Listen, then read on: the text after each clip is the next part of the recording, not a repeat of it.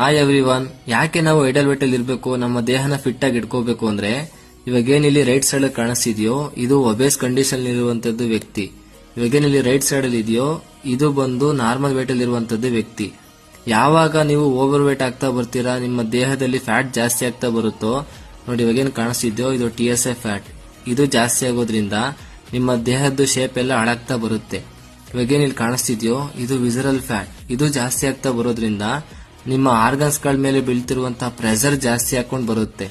ಇದರಿಂದನೇ ತುಂಬಾ ಜನಕ್ಕೆ back pain, gastric, ಸುಸ್ತು, ಜೊತೆಗೆ ಫ್ಯಾಟಿ ಲಿವರ್, ಕೆಲವೊಬ್ಬರಿಗೆ BP ಶುಗರ್ ಅಬ್ನಾರ್ಮಲ್ ಆಗ್ತಿರುವಂತದ್ದು, ಇದೆಲ್ಲ ಜಾಸ್ತಿ ಆಗ್ತಾ ಬರುತ್ತೆ.